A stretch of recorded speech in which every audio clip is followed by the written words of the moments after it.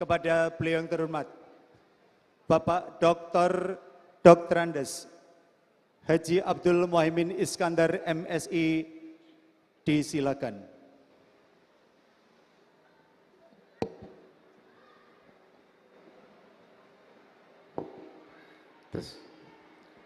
Assalamualaikum warahmatullahi wabarakatuh. Bismillahirrahmanirrahim.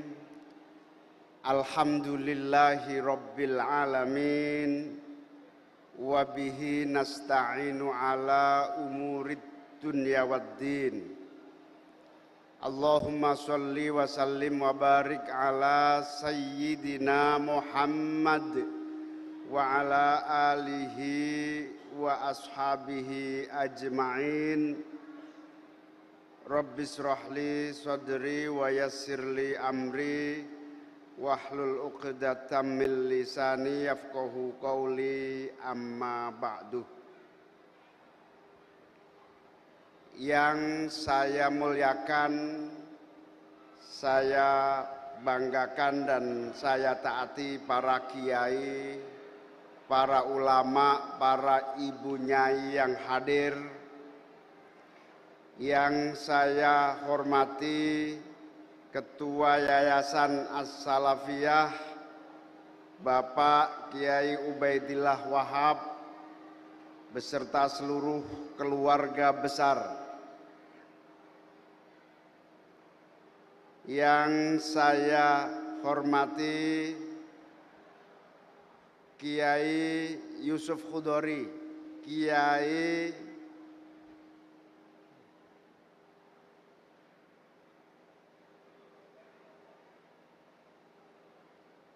Saifullah Maksum, saya lupa ini ada Kiai Saifullah Maksum yang menyertai saya dari Jakarta ini. Kiai Saifullah Maksum ini adalah Ketua Forum Percepatan Transformasi Pesantren Indonesia. Yang saya hormati Kiai Badawi, Dewan Syuro DPW PKB Jawa Tengah.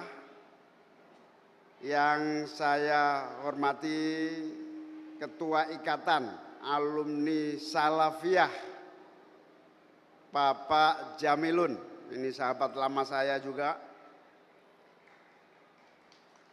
Mana Pak Jamilun tadi, mana Pak Jamilun? Yang saya hormati Bapak Profesor Dr. Nizal Ali, Rektor UIN Wali Songo Semarang. Yang saya banggakan Pak Saiful Bahri, alumni Salafiyah. Yang saya hormati para kiai, para sesepuh yayasan yang tidak bisa saya sebutkan satu persatu. Yang saya banggakan Ibu Eva Monalisa, anggota DPR RI. Yang saya hormati Pak Risma Ardi Chandra, Wakil Bupati Kabupaten Pati. Yang saya hormati segenap Dewan Pengawas, Dewan Pembina Yayasan Salafiyah Kajen. Yang saya banggakan seluruh Bapak Ibu guru, para pendidik di bawah naungan Yayasan Salafiyah Kajen, seluruh para alumni yang hadir dari berbagai daerah, para peserta reuni akbar nasional yang hadir yang saya muliakan.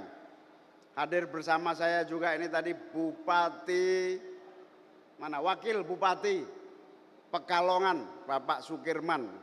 Oh ya, ada di belakang. Hadirin hadirat sekalian yang saya banggakan. Pertama, saya sungguh berbahagia, bersyukur atas karunia Allah Subhanahu wa Ta'ala pada siang hari ini bisa hadir dan bersama-sama ikut meramaikan reuni akbar sekaligus dalam rangka haul para masyayikh Pondok Pesantren Salafiyah di Kajen Pati ini. Tentu saya amat sangat berbahagia diundang bersama-sama bertemu dan bersambung kembali. Puluhan tahun yang lalu saya ke sini, hampir lupa sudah tahun berapa itu ke sini juga.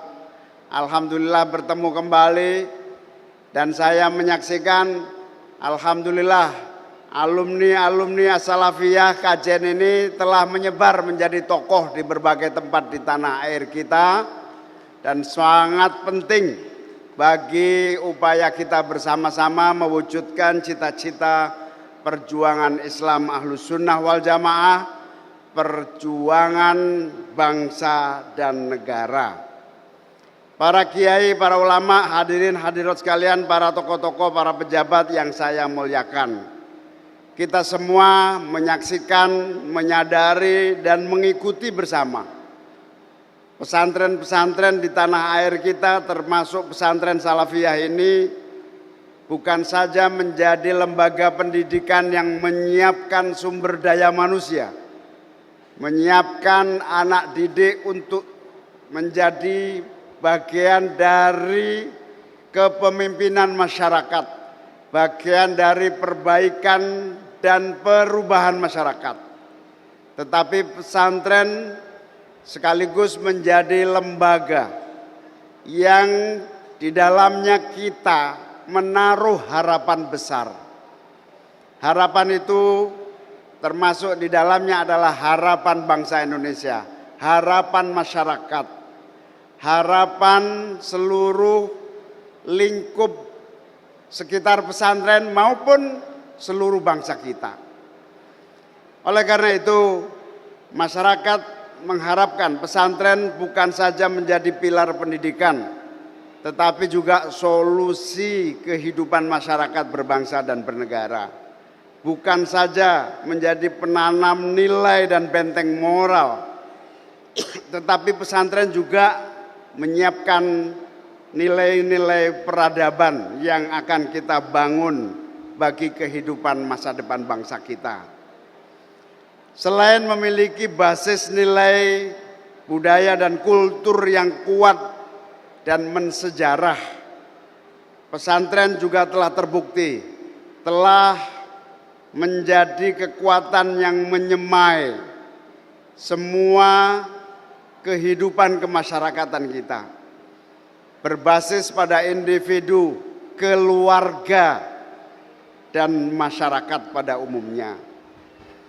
Komitmen pesantren ini telah membuktikan bahwa para masyayikh, para aulia, para tokoh-tokoh yang telah membawa Islam menjadi kekuatan yang dahsyat mempengaruhi jalannya kehidupan bangsa dan negara kita.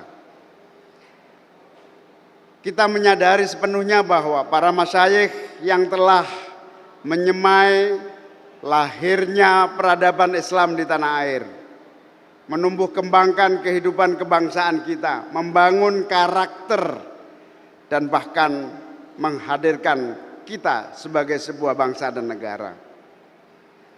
Salah satu pesantren yang memiliki sejarah tua dan panjang adalah pesantren Salafiyah ini, yang telah mampu menjaga warisan, menjaga dan menghidupkan semangat zaman.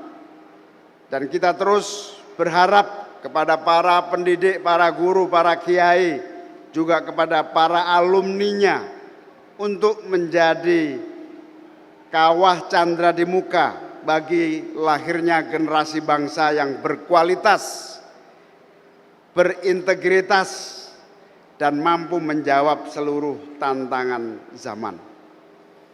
Hari ini saat-saat yang penting pesantren-pesantren di seluruh tanah air untuk mengkonsolidir diri, merapatkan barisan di tengah perubahan yang begitu cepat, bahkan dramatis bahkan tak menentu. Perubahan-perubahan itu diawali oleh berbagai temuan-temuan teknologi, terutama teknologi informasi. Dulu perubahan dramatis hanya terjadi ketika Revolusi Prancis, ditemukannya teknologi mesin, teknologi-teknologi berbasis mekanik, mesin-mesin besar yang lalu melahirkan industrialisasi di seluruh dunia. Lalu kemudian perubahan itu melahirkan kapitalisme yang maju dan pesat. Berbeda dengan hari-hari ini, perubahan terjadi begitu cepat karena teknologi itu bukan lagi teknologi mesin.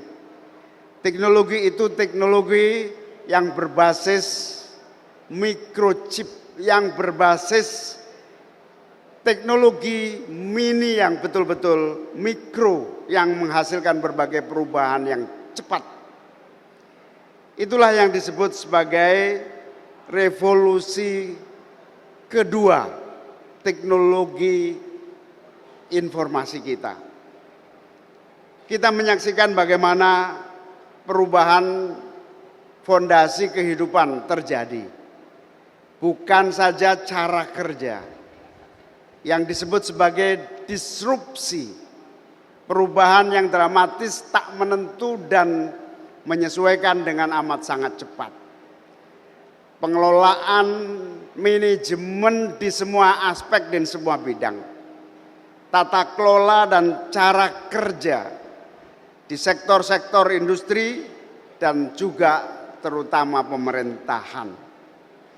Perubahan-perubahan dramatis ini tentu merubah seluruh perilaku, pola pikir, cara kerja, bahkan peradaban kita ke depan. Kita menyaksikan bahwa perubahan yang paling nyata adalah perubahan pola pikir masyarakat kita. Kendali cara berpikir, kendali cara kerja, bahkan kendali cara belanja konsumsi kita juga sudah bukan di tangan kita sendiri. Kita sudah diatur oleh ritme artificial intelligence. Kita diatur oleh algoritma teknologi informasi. Bahkan secara tidak sadar kita tidak mampu lagi mengendalikan pola pikir masyarakat kita. Alhamdulillah bukan hanya kita, tetapi hampir semua negara mengalami disrupsi yang kemudian mereview, merubah. Bahkan ada yang sangat berani kembali kepada masa lalunya untuk mengatasi ketidakberdayaan itu. Contoh yang paling baru dimulai dari Finlandia. Finlandia melarang anak didiknya menggunakan smartphone. Negara-negara Eropa termasuk Inggris, anak di bawah usia 16 tahun dilarang menggunakan smartphone. Baru saja kita dengar minggu lalu Singapura, seluruh anak didik di level sekolah dasar hanya boleh menggunakan telepon analog. Ini semua adalah disrupsi yang antisipatif terhadap percepatan yang di luar jangkauan kita. Alhamdulillah bangsa kita kelewat maju dan berani. Ibu-ibu, anak-anaknya yang baru 2 tahun sudah dipegangi smartphone untuk agar tidak capek dalam ngomongannya. Anak-anak kita baru umur bahkan 1 tahun sudah dipegangi smartphone. Pertanyaannya, ini sebuah keberanian atau keteledoran? Ini sebuah keberanian atau sebuah lompatan? Inilah saatnya kita mengkonsolidir diri, mereview, mengevaluasi pada level yang paling taktis, juga yang paling fundamental. Oleh karena itu, beberapa waktu yang lalu kita melaksanakan apa yang disebut Konferensi Internasional Transformasi Pesantren. Nah, ketuanya Pak Saifullah Maksum, mereview seluruh tata kelola, manajemen, kurikulum, dan membaca masa depan pesantren-pesantren kita. Kesimpulannya, terlampau besar harapan yang dititipkan bangsa ini kepada pesantren-pesantren kita. Ini rahasia saja, lihat saja nanti. Makan bergizi gratis yang dipimpin oleh Pak Prabowo, naga-naganya, ini yang paling cepat pelaksanaannya justru di pesantren-pesantren di seluruh tanah air kita. Yang paling cepat. Tapi ya tergantung Gus Yusuf juga. Kalau Gus Yusuf tekan tombol cepat, ya cepat. Gitu. Pesantren menjadi tumpuan bukan saja percepatan pengelolaan manajemen masyarakat. Sekolah-sekolah kita juga mengalami disrupsi, perubahan-perubahan yang juga menitipkan masa depannya kepada pesantren. Oleh karena itu, ketika harapan besar itu dititipkan, maka kita harus mempersiapkan diri dengan sebaik-baiknya. Salah satunya adalah mari kita semua membangun sebuah ekosistem yang utuh antara persiapan pendidikan dengan kehidupan, antara persiapan pendidikan dengan kehidupan yang sesungguhnya yang dihadapi masyarakat kita. Kiai Ma'ruf Amin menyampaikan bahwa selain ilmu-ilmu agama, ilmu-ilmu pengetahuan yang dididik dan diajarkan di pesantren, kita juga harus menyiapkan diri dengan ilmu-ilmu kehidupan, ilmu-ilmu kemanusiaan yang tumbuh, berkembang dan berubah. Oleh karena itu, publik masyarakat tidak boleh memandang pesantren dengan kacamata yang sempit, meremehkan, bahkan mulai meninggalkan pesantren karena tidak dianggap relevan dengan zamannya. Di sisi yang lain, kita juga menyiapkan diri. Pesantren harus tidak memandang dunia dengan lensa yang sempit, tetapi dengan lensa yang luas di ketika semuanya juga sedang melakukan pembenahan dan perubahan. Hadirin sekalian yang saya muliakan, kita optimis dan yakin karena kita semua sedang mengalami pembenahan dan perubahan. Beberapa waktu yang lalu saya cerita di WA oleh Rektor UI. Bersyukur UI naik kelas. Ranking Universitas Indonesia alhamdulillah naik di ranking 190. Saya bilang alhamdulillah, tapi ranking 190 dibanding ranking-ranking yang lainnya. Itu kebanggaan Indonesia. Apalagi UNER misalnya.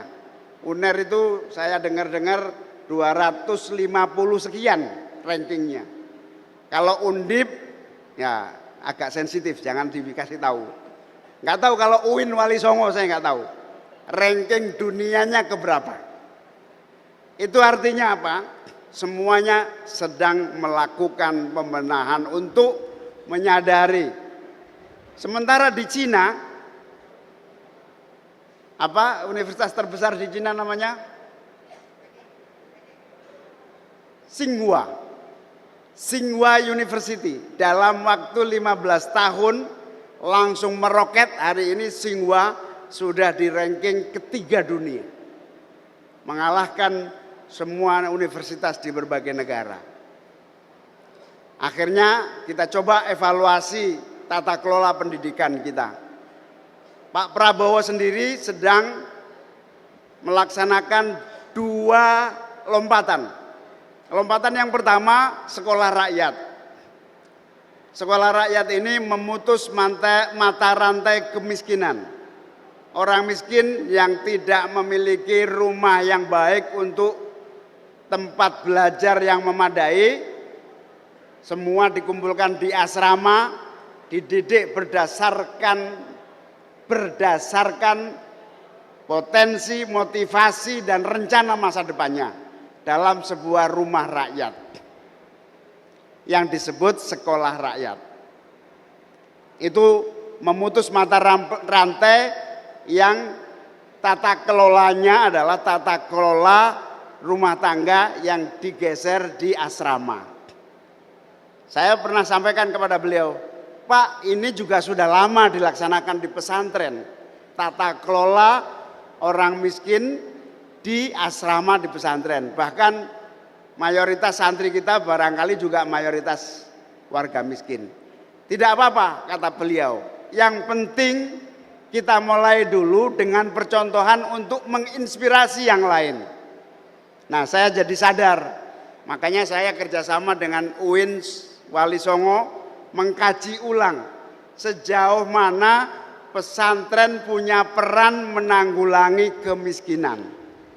Jawabannya, sepanjang sejarah pesantren sudah merintis dan memulai menanggulangi kemiskinan masyarakat. Hormat, apresiasi, bangga, bersyukur, dan mari kita lanjutkan dengan lebih sistematis seperti yang dilakukan Pak Prabowo melalui sekolah rakyat. Pelan-pelan nanti program sekolah rakyat akan berkembang menjadi penanganan kemiskinan melalui memutus mata rantai dengan pendidikan dan sampailah pada pesantren-pesantren kita. Upaya lompatan yang kedua yang dilakukan Pak Prabowo adalah dengan membuat sekolah unggulan. Kenapa sekolah unggulan? Supaya ada inspirasi lompatan kelas untuk naik kelas dengan standar Barat, Eropa, dan Amerika. Sekolah unggulan dengan standar IB, kurikulum yang terbaik di dunia, sehingga bisa ngejar lulusan untuk level perguruan tinggi dunia. Nah, kalau ini terus kita lanjutkan panjang sampai pada universitas di tanah air, bagaimana menjadi universitas di kelas dunia. Karena itu saya dan kita semua bersyukur pesantren telah menjadi solusi dalam sejarah panjang kehidupan bangsa. Tapi satu hal, kita harus juga melakukan evaluasi. Pesantren belum memiliki kekuatan daya saing. Kalau suluh bersaing masih kalah. Daya saingnya masih rendah. Buktinya Pilpres kalah, itu buktinya. Enggak, guyon. Tapi yang jelas daya tahannya kuat, tahan banting, kayak Pak Saiful Bahri ini tahan banting karena lulusan sini. Saya heran, jauh-jauh dari Jember ngapain sekolahnya di sini itu loh, saya nggak tahu. Aneh itu, sekolahnya di sini. Memang Pak Saiful punya daya tahan, daya banting, tapi daya kompetitif masih kalah sama saya. Kira-kira gitu. Karena dia lulusan UIN, saya lulusan UGM, kira-kira gitulah. Itu soal daya saing. Karena itu saya mengajak ekosistem yang dibangun dalam seluruh pendidikan pesantren di tanah air kita naik kelaskan menjadi ekosistem yang memiliki daya saing di level global, di tingkat dunia. Dan di sisi yang lain, ketika kita masuk ke masyarakatan maka harus menjadi bagian dari ekosistem masyarakat. Oleh karena itu saya mengajak pesantren-pesantren juga menjadi bagian dari ekosistem pemberdayaan masyarakat, di mana lulusan-lulusan pesantren selain memiliki ilmu pengetahuan, integritas moral, daya tahan dan kesiapan untuk menjadi manusia yang berakhlak, memimpin, dan mengatasi zamannya juga menjadi komponen pemimpin-pemimpin perbaikan dan perubahan. Oleh karena itu ini kesempatan di tengah semua juga sedang melakukan pembenahan dan evaluasi. Kita terus menyadari sepenuhnya bahwa tata kelola nasional kita juga sedang terus berbenah, tidak ada yang tidak berbenah. Pendeleweran itu mulai dari bawah sampai atas. Sampai kadang-kadang ampun-ampun deh pendeleweran. Efisiensi anggaran itu karena ada pendeleweran. Semua hal, semua aspek, baik pemerintahan, swasta dan semua aspek kehidupan tanah air kita. Kerusakan lingkungan, ampun, itu karena sejak awal konsepnya juga salah.